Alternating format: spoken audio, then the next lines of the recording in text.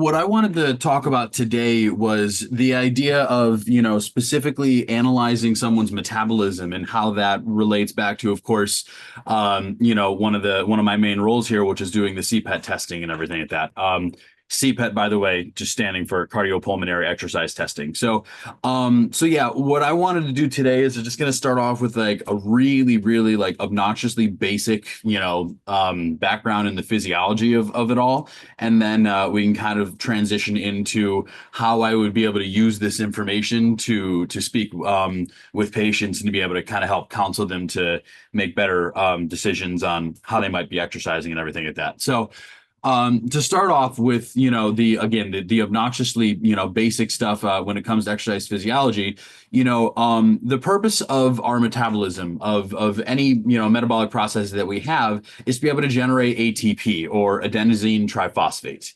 And of course, the reason that we do this is because that is the energy currency of the cell. When one of those phosphate groups breaks off, there is an insane amount of energy that comes along with that breakage.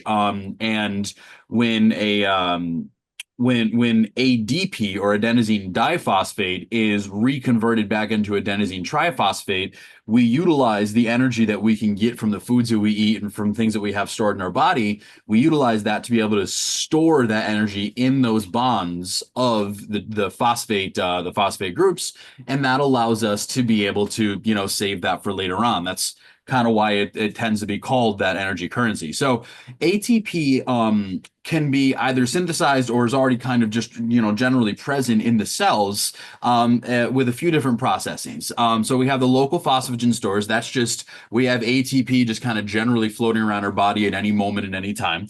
We also have creatine phosphate, where just a single phosphagen group is attached to a single unit of creatine, and we can just kind of break that off and utilize that instantly. So those two don't really involve very much in terms of a metabolic process. But the next three, and that's why I put stars on there, these are the ones that I want to talk about today. So we have oxidative phosphorylation, we have aerobic and anaerobic glycolysis. And those are the big ones that, when we're doing an exercise test, these are the things that I'm really looking into analyzing. So the reason that we really pay attention to the differences between aerobic and anaerobic is that question of efficiency. So when we think about aerobic metabolism, that is something that can only take place within the mitochondria. And now I know Dr. Bested's gonna talk a little bit more about mitochondrial health, so I'm gonna leave some of that part of this off. But in essence, of course, we need healthy mitochondria to be able to get this process done in the first place. That could be an explanation for things that I'll show a little bit later on in the presentation. But whatever the case may be, if we want to metabolize something aerobically, we need to have that take place in the mitochondria. So there is all of the issues that come along with that in terms of how the enzymes are actually transporting whatever we're metabolizing into the mitochondria, and then just the length of the process and the complexity of the process within the mitochondria itself, be it in the citric acid cycle or the electron transport chain, or whatever the case may be. All of these things, again, their primary aim is to generate that ATP. So when we take a look at the differences in the efficiency of doing something within the mitochondria versus doing something outside of the mitochondria, I mean, the numbers are absolutely staggering. So on one end of the spectrum is aerobic metabolism of just your average 16 carbon fatty acid chain. So in that process, through things like the beta oxidation, and then, moving along through the electron transport chain, bringing each one of those two carbon linkages of acetyl-CoA into the citric acid cycle, all of those processes taking place will net 129 molecules of ATP. That's, it's a decent amount, but unfortunately, again, because of the complexity of all those processes, it is not exactly the fastest process in the world. So when our bodies are at rest and when we're just kind of just generally chilling, right, that is something that, our body is able to typically do. It's able to typically utilize these longer processes and these more complex processes to generate much, much more ATP. On the other end of the spectrum, when we talk about anaerobic metabolism, which is only ever possible to do outside of the mitochondria and the cytosol, now we are only able to use sugars for that. So that's just anaerobic glycolysis. And when we think about that, it is much, much faster. It can happen pretty much instantly, but it only yields 2 ATP per each unit of carbohydrate, for each, 6 carbon chain. So, 129 versus 2, right? That means that we're going to be burning through, if we need the same amount of ATP to live, and we're utilizing carbohydrates, excuse me, as our main way of getting so, and we're doing so anaerobically, then we are very much burning through a lot of that fuel that we have very, very quickly.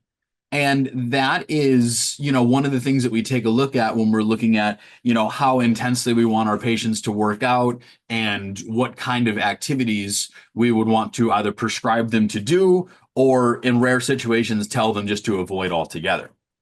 So whenever we do any of these metabolic analyses, if any of you remember anything from the physiology classes, probably back in undergrad at this point, we take a look at this top graph. I don't know if y'all can see my mouse or not. But we take a look at this top graph right here, and I saw this, at least in my education, I saw this graph so many times.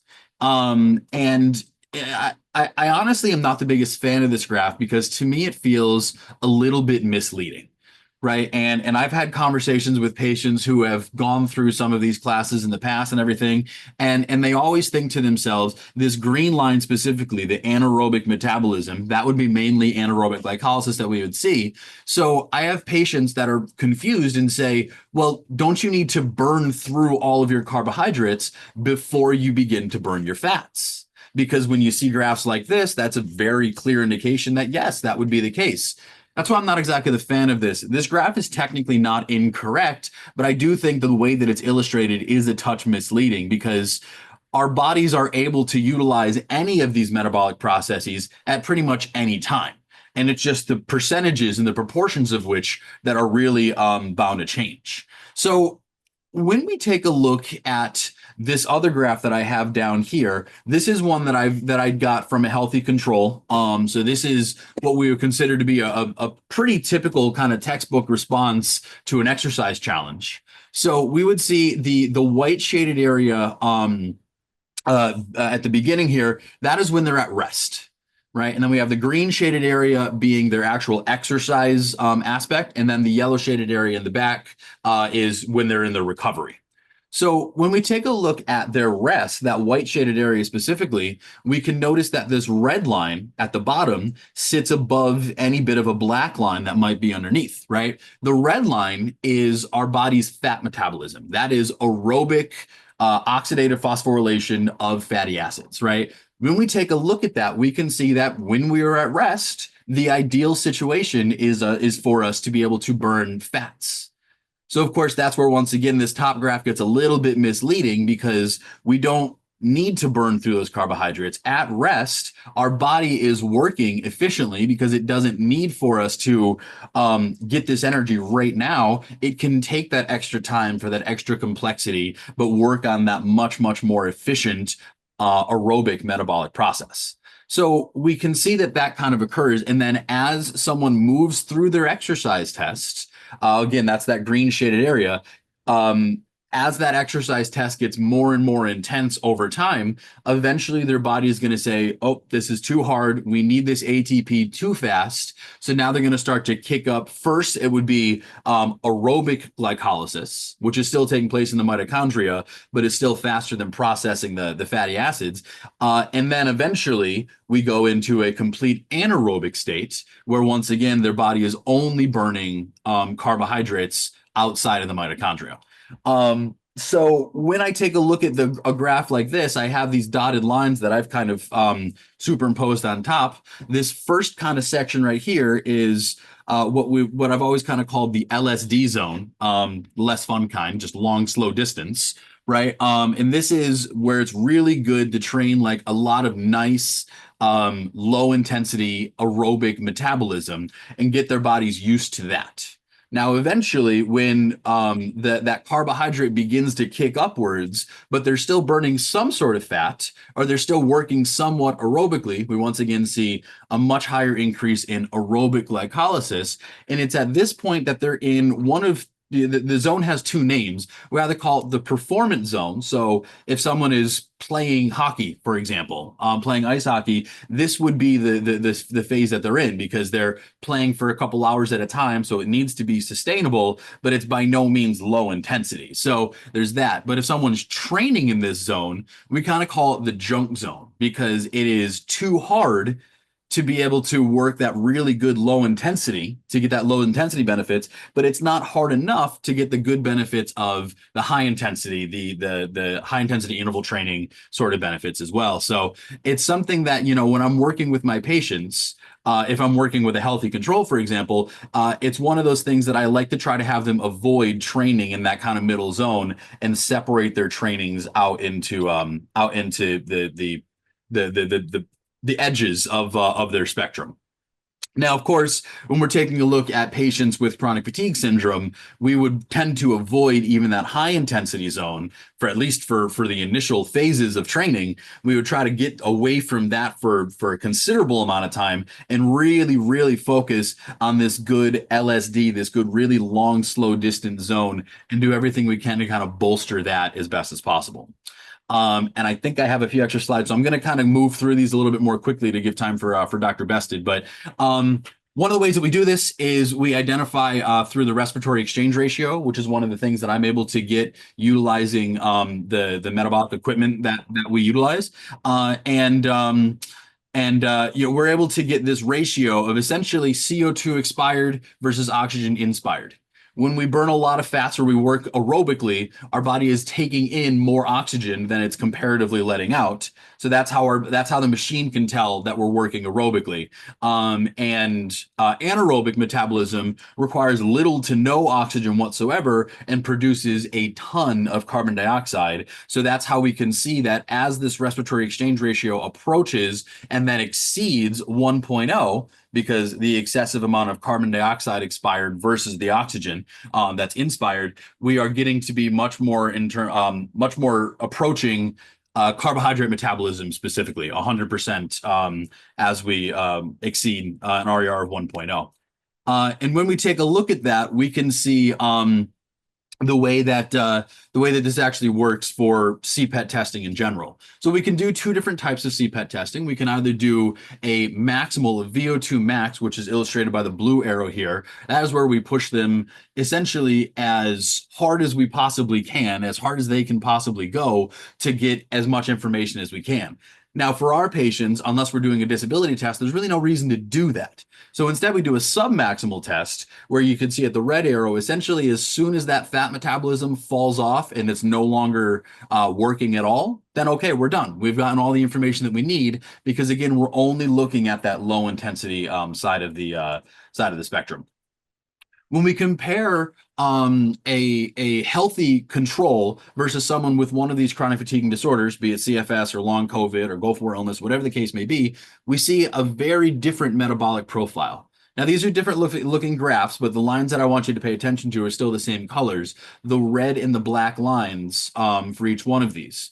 We can see that very similar to the last graph we were taking a look at rest, which is before this gray line, at rest and at the beginning of their exercise, the healthy control, which is the graph on top, is utilizing fats as a primary fuel source. And as we saw before, that fat metabolism will eventually fall off. Their body will compensate by greatly increasing their carbohydrate metabolism. And this is what we would consider to be a relatively normal display of your metabolic status.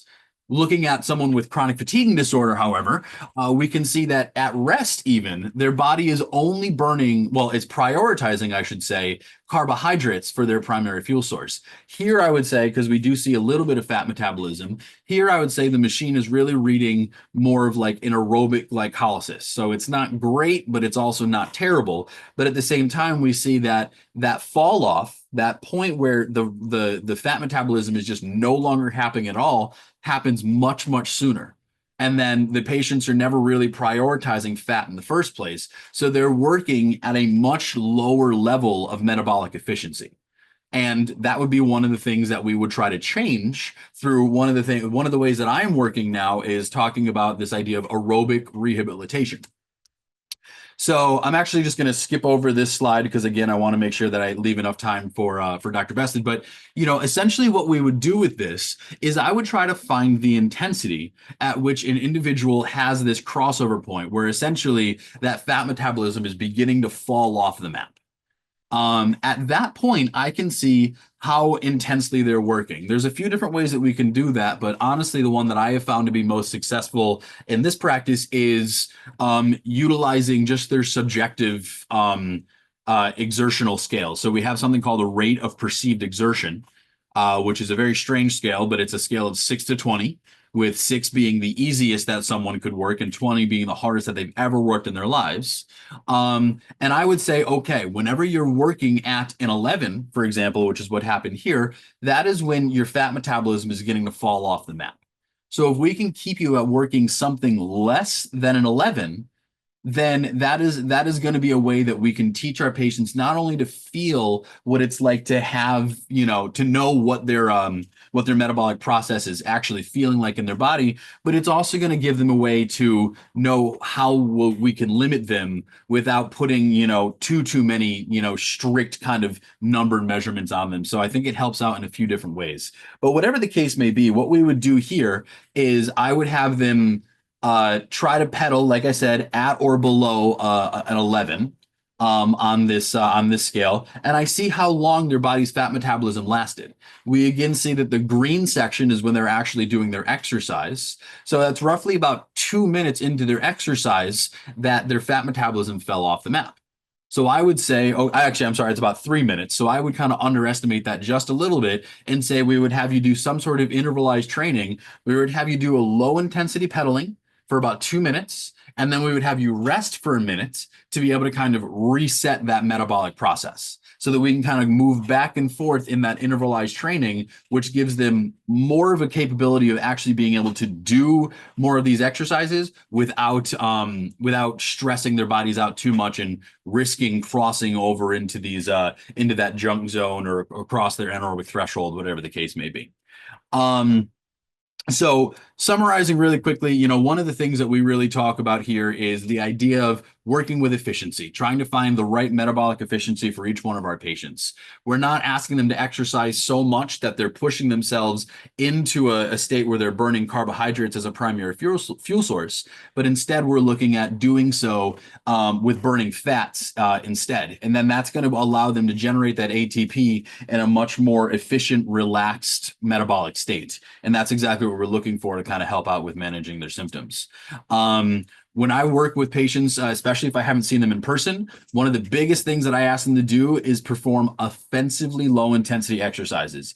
I always tell my patients that if you've done an exercise and you think to yourself, I just did nothing, this guy is a quack, I don't know what he's talking about, he just made me waste my time, that's the right kind of exercise. Because that's how low intensity I want these patients to work so that we can rest assured that whatever fat metabolism their body is capable of using, they are actually using during their exercise.